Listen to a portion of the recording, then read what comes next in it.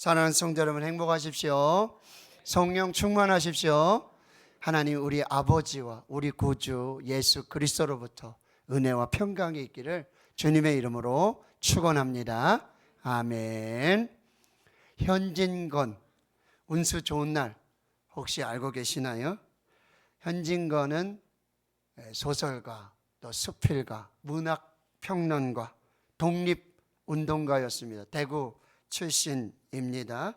1921년 빈처 술 권하는 사회, 지식 청년의 고민을 보여주었습니다.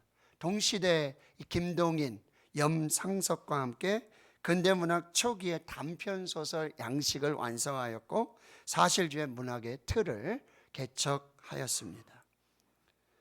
운수 좋은 날, 비가 내리는 어느 날이었습니다. 인력거꾼인 김첨지가 아픈 아내를 집에 두고 일을 나옵니다.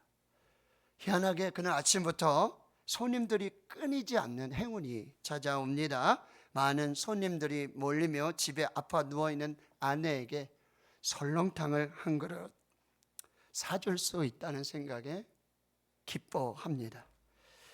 집으로 돌아가려던 그는 학생 손님까지 만나는 행운의 신이 났지만 아픈 아내 생각에 마음이 무거워졌습니다.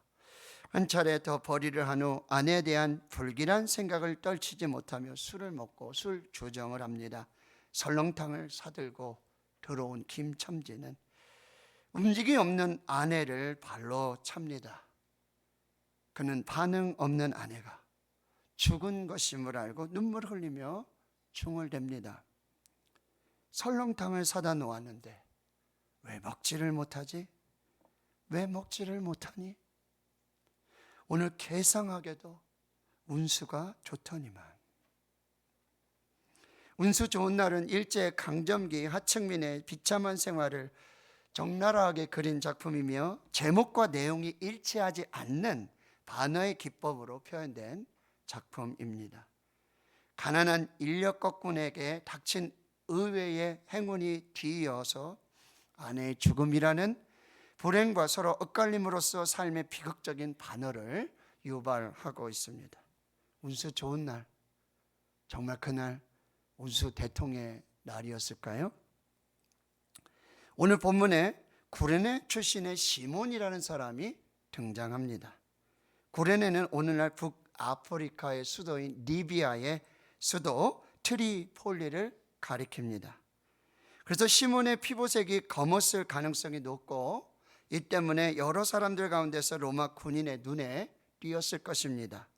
마침 시몬은 이 구레네 시골로부터 와서 예수님께서 자기가 못 박혀 죽을 십자가를 지고 골고다 갈보리 언덕을 향하는 고난의 길, 십자가의 길 비아 돌로로사를 지켜보고 있었습니다. 당시 십자가 처형을 받는 사람은 중죄인으로 낙인 찍힌 사람이었습니다. 십자가는 이 세로 기둥 스티페스 그리고 가로 기둥 파티블룸 결합된 형틀입니다.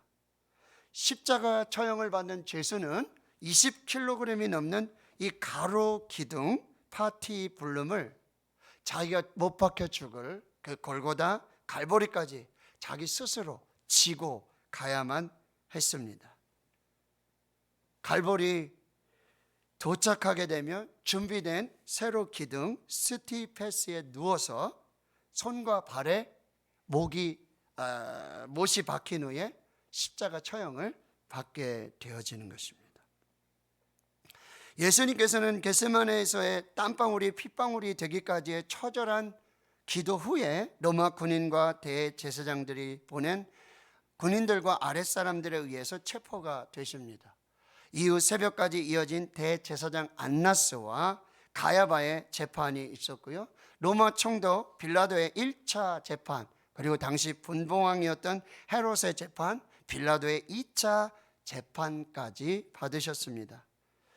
로마 총독의 관저들인 이 브라이도리온에서 병사들은 자색 옷을 입히고 가시 면류관을 씌우고 유대인의 왕이여 평안할지어다 라고 경례하며 소위 왕놀이를 하는 로마 군인들의 침뱉음과 조롱과 멸시와 수치를 당하셨습니다. 또 채찍질까지 당하신 터라 예수님의 체력은 고갈이 되었습니다. 지금까지 살아있는 것이 기적이었습니다. 예수님은 이렇게 자기가 못 박혀 죽을 자기 십자가를 지고 골고다 갈보리로 올라가는 고난의 길, 십자가의 길, 비아 돌로로사의 길을 걷고 계셨습니다. 로마 군인은 자기 십자가를 지고 쓰러지고 또 쓰러지는 예수님을 대신해서 십자가를 짊어질 사람을 선택했습니다. 당시 로마 군인들에게는 강제로 징발권과 노역을 시킬 수 있는 공적 권한이 있었습니다. 그래서 성경 마태복음 5장 41절에도 또 누구든지 너로 억지로 오리를 가게 하거든 그 사람과 심리를 동행하라라는 말씀이 바로 이 문화적 배경에 있었던 것입니다.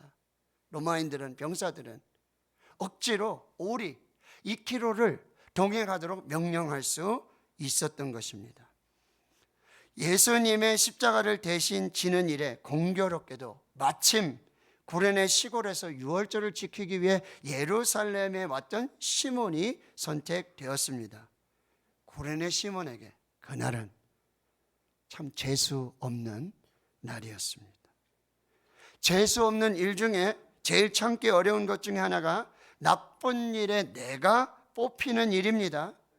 그 많은 사람 중에 하필이면 재수 없게 내가 걸려서 쪽팔리는 일을 해야 한다면 정말 더럽게 재수 없는 일이 아닐 수 없습니다. 구레네 시몬이 그랬습니다. 이 수치스러운 십자가를 많은 사람이 보는 앞에서, 그것도 내가 잘못해서 지는 게 아니라 나와는 전혀 상관없는 사람의 십자가를 대신 져야 한다는, 이게 얼마나 창피하고 재수 없는 일이겠습니까? 시몬에게 그날은 정말 재수 없는 날이었습니다. 억세게 재수 없게도 시몬은 예수님의 십자가를 지고 골고다 갈보리 언덕까지 올라갔습니다. 이때 시몬이 얼마나 불평하고 투덜거리며 이 십자가를 지고 있었을까요? 그런데 이 시몬은 거기서 십자가에 달린 예수님을 가장 가까운 거리에서 지켜볼 수 있었습니다. 예수님이 십자가에 달려 못 박히신 그 죽음의 골고다 갈보리 언덕에는 베드로도 없었고 그 어떤 제자 아무도 없었습니다. 사실 그 자리는 베드로가 있어야 할 자리였어요. 공교롭게도 오늘 본문에 베드로와 예수님을 대신해서 십자가를 진 사람의 이름이 똑같습니다. 시몬입니다.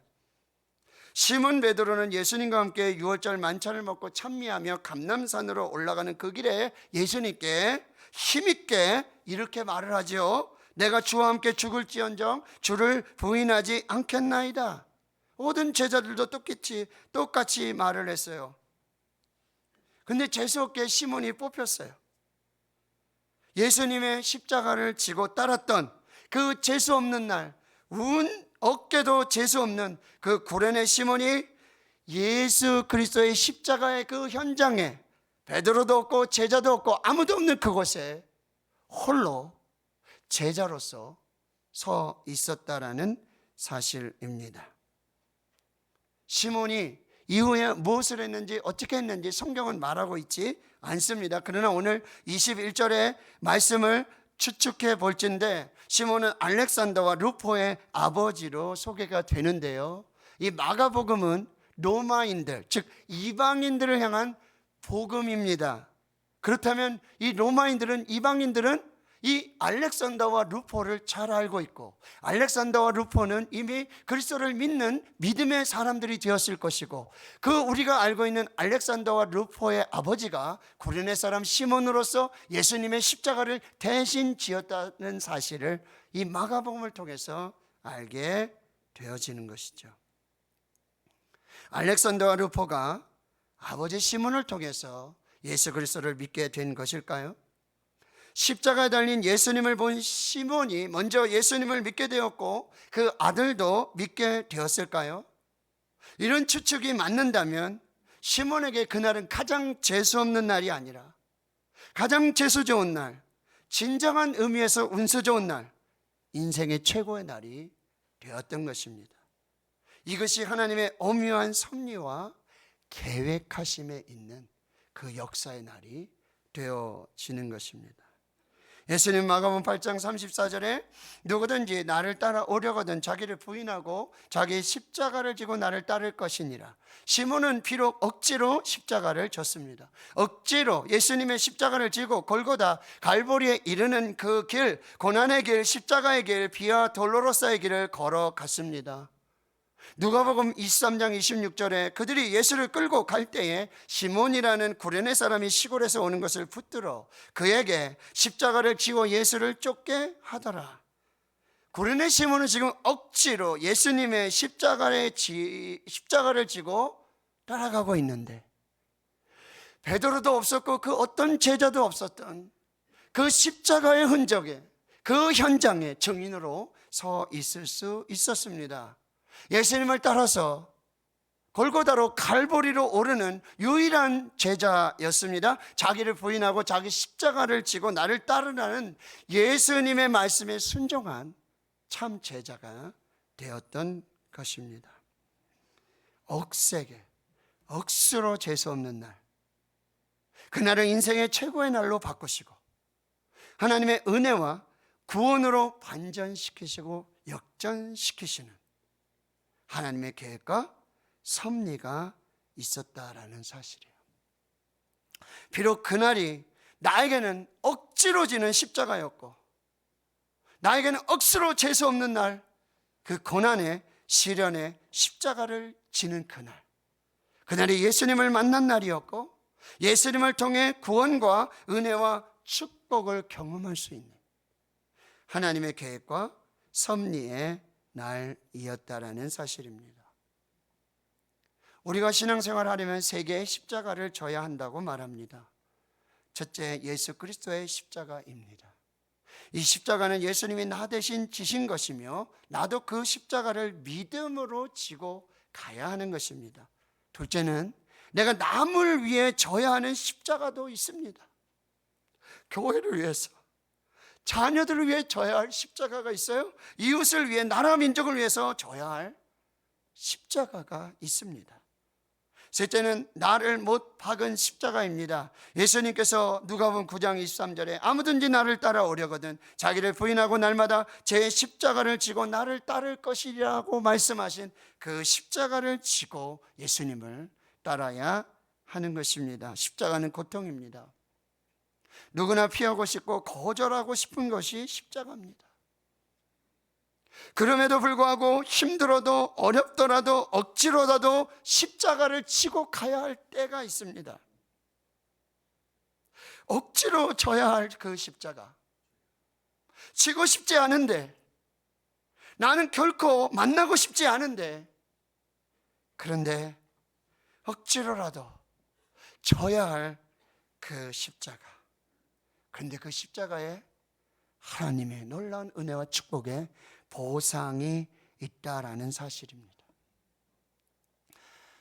구레네 사람 시몬이 억지로 예수님의 십자가를 졌습니다.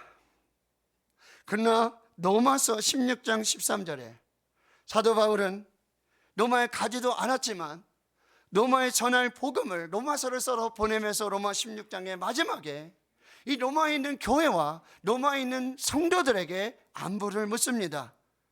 그 중에 한 사람, 주 안에서 택하심을 입은 루포와 그의 어머니에게 문안하라. 그의 어머니는 곧 내 어머니니라. 억지로 져야 했던 그 십자가였어요.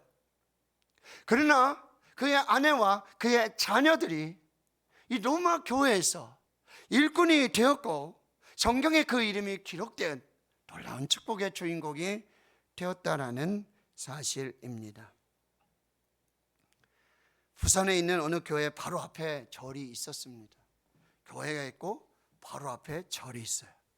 교회에서 찬송가를 부르면 절에서 다 들려요.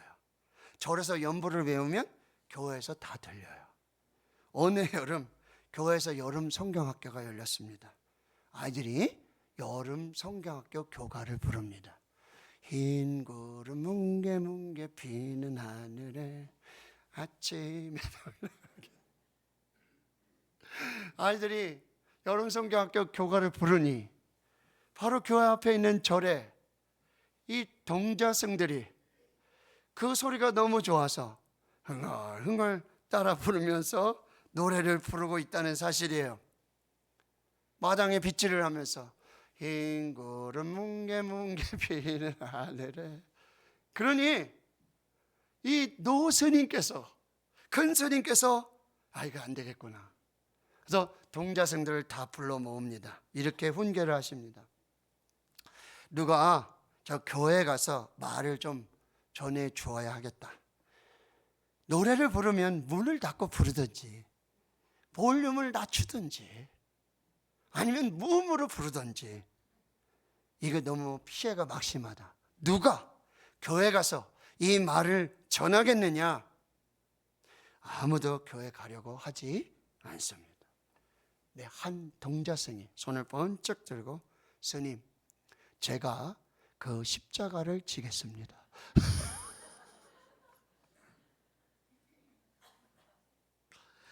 구레네 시몬이 비록 억지로 예수의 십자가를 졌습니다. 억지로 진 십자가였습니다. 그러나 이 십자가 사건으로 그의 이름이 성경에 기록이 되어졌습니다. 바울도 가지 못했던, 아직도 보지 못했던 그 로마에 있는 교회의 일꾼이 되었고, 그 시몬의 아내, 이 사람은 정말 교회 어머니로서 모든 사람들을 위해 축복하는 사람이 되었다라는 사실입니다. 풀핏 성경 주석에 의하면 구레네 시몬의 아들 알렉산더는 순교를 했고, 루포는 스페인에서 감독이 되었다라고 전해지고 있습니다. 그들 모두는 예수 그리스도를 믿고 구원을 받고 하나님 나라의 귀한 일꾼이 됐고, 교회의 일꾼이 됐고, 하나님 나라를 세워가는 그리스도인들이 되었다라는 사실이에요. 구레네 시몬도 자기 고향 구레네로 와서 거기에 흩어져 살고 있었던 유대인들에게 예수 그리스도를 전하고 그 마을 전체가 그리스도인 마을이 되게 했다라고 하는 것입니다. 억지로 준 십자가였습니다. 그런데 그 십자가로 말미암아 본인뿐만 아니라 자기 아내와 자녀들, 그 가문과 가정이, 그리고 그들이 살고 있는 그 땅에 하나님의 복음의 역사를 이루게 되었다라는 사실입니다. 사랑하는 성도 여러분, 지금 십자가를 지고 가고 계십니까? 억지로 지는 십자가입니까? 그렇습니다. 억지로라도 십자가를 지고 예수님을 따르며 주의 일을 해야 할 때가 있습니다. 때로는 예기치 못하는 길에서 상상하지 못한 일을 만날 때도 있습니다. 억지로 져야 할 십자가를 지고 가는 그 길입니다. 그러나 그 길이 예수님께서 십자가를 지고 가시는 그 십자가의 길에 동행자의 길이고, 그 예수님의 제자가 되는 길이고, 그리고 마지막으로 유일하게 그 십자가의 현장을 지키는 제자의 길이라는 사실입니다. 사도 바울은 골로새서 1장 24절에 이렇게 고백합니다. 우리 한번 같이 읽겠습니다. 나는 이제 너희를 위하여 받는 괴로움을 기뻐하고 그리스도의 남은 고난을 그의 몸된 교회를 위하여 내 육체에 채우노라. 아멘. 사도 바울에게 억지로 지고 가는 십자가의 길이 있었어요. 육체의 가시를 그 십자가로 짊어지는 그 길이 있었어요. 그럼에도 불구하고 나는 너희를 위하여 받는 괴로움을 기뻐하고 그리스도의 남은 고난을 그의 몸된 교회를 위하여 내 육체에 채우겠다고 말씀하십니다. 제가 너무나 존경하는, 지금 천국에 계시는 안산제일교회 고은 목사님, 원로 목사님, 그가 암에 걸리셔서 온 교회가 슬퍼하고 어려움을 당할 때 그는 담대하게 선포하셨습니다. 이 말씀으로 나는 이제 너희를 위하여 받는 괴로움을 기뻐하고 그리스도의 남은 고난을 그의 몸된 교회를 위하여 내 육체에 채우노라. 목사님이 기도하셨어요. 성도들이 아프면, 성도들이 암에 걸리면 하나님 그 암을 내게 주시고 교회를 축복하시고 성도들을 치료해 주십시오. 그런데 그 십자가를 지시고는 이렇게 말씀하시는 거죠. 아생 즉 교회사, 아사 즉 교회생. 내가 살면 교회가 죽고 내가 죽어야 교회가 산다. 십자가를 지고 말씀으로 산다. 이것이 그의 평생의 목회 철학이었습니다. 그래서 장로들은, 여러분, 장로된 베드로는 나중에 베드로전서 5장 1절과 4절의 말씀에 이렇게 말씀하시는 거예요. 그때 십자가를 지지 못했던 베드로는 너희 중 장로들에게 권하노니 나와 함께 장로된 자요 그리스도의 고난의 증인이요 나타날 영광에 참여할 자. 나는 그리스도의 고난의 증인이고 나타날 영광에 함께할 참여할 너희들과 함께 장로되었는데 너희 중에 있는 장로님들이여 너희 중에 있는 하나님의 양무리를 치되 내 양을 치라, 내 어린 양을 치라 맡겨주신 그 양무리를 칠 때 억지로 하지 말고 하나님의 뜻을 따라 자원함으로 하며 더러운 이득을 위하여 하지 말고 사꾼처럼 일하지 말고 기꺼이 열정을 가지고 하며 맡은 자에게 주장하는 자세를 하지 말고 양무리의 본이 되라고, 십자가의 길을 가라고 권면하십니다. 그리하면 목자장이 나타나실 때 시들지 않는 하나님의 영광의 관을 얻게 될 것이라 말씀하십니다. 베드로는 장로님들에게 권면하실 뿐만 아니라 젊은 자들에게도 이렇게 권면합니다. 젊은 자들아, 이와 같이 장로들에게 순종하라.